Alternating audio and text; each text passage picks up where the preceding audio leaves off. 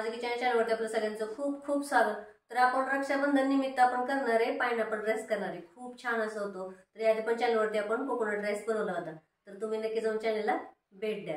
चला तर मग आपण सुरुवात करूया। इथे मी एक पायनॅपल घेतलेला आहे, तर याच्यातला आपण अर्धा वापरणार आहोत। अर्धा पायनॅपलचे बारीक बारीक तुकडे करून मिक्सरमधून थोडेसे पाणी घालून आपण बारीक करून घ्यायचं आणि परत ते गाळून घेऊया। याचा रस काढून घेऊया, अर्ध्या पायनॅपलचा रस काढून घेऊया।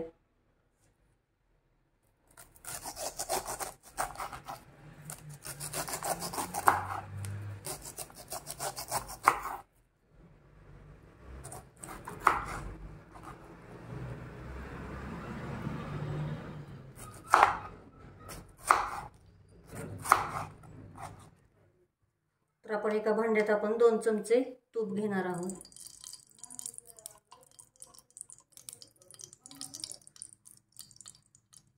खूप छान असा तुपातला भात लागतो हा।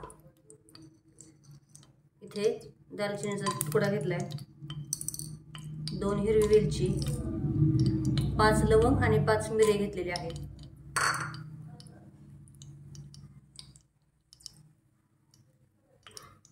आणि इथं 3 वाटी मी नपीस तांदूळ घेतलाय, धुवून असा ठेवला होता 10 ते 15 मिनिटं। 3 वाट्या भरलेला आहे हा तांदूळ। तर आता आपण हा सगळा तुपामध्ये घालूया।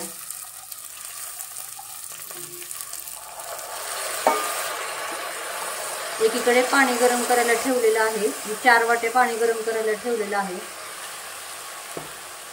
गॅस आपण बारीक केलेला आहे।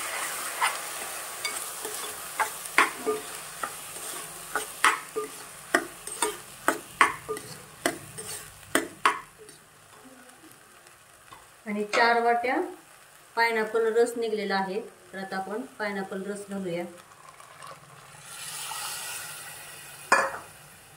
1 वाटी साखर घेतलेली आहे मी, तुमच्या गोडीप्रमाणे तुम्ही वापरू शकता। चवीनुसार मीठ, थोडीशी वेलची पूड किंवा 1 चमचा तुम्ही दूध मसाला पण वापरू शकता। आणि 4 वाट्या मी पाणी गरम केलं होतं, त्यातलं मी 2 वाट्या पाणी घालते आणि थोडंसं ठेवते। जर आपल्याला कमी पडलं तर आपण वरून घालू शकतो। गॅस आपण मध्यम केलेला आहे।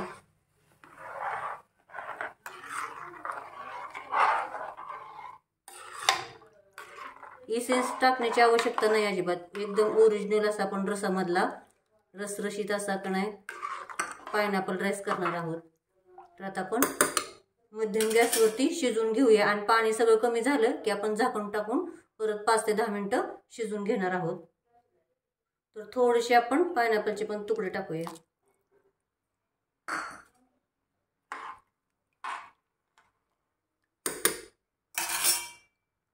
तर आता भातातलं सगळं पाणी कमी झालेलं आहे, थोडंसं बघू शकता तुम्ही। आता आपण झाकण ठेवूया आणि याच्यावरती आपण शिजून देऊया।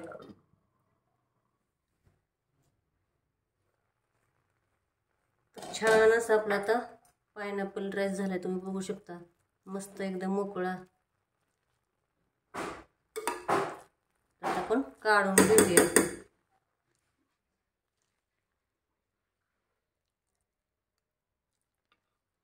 छान असा आपला रसरशीत एकदम रक्षाबंधन निमित्त आपण पायनॅपल राईस तयार झालेला आहे, तुम्ही बघू शकता। तर चॅनल सबस्क्राईब करा, लाईक करा, शेअर करा आणि कमेंटमध्ये मला नक्की सांगा कसा झालाय तो। थँक्यू।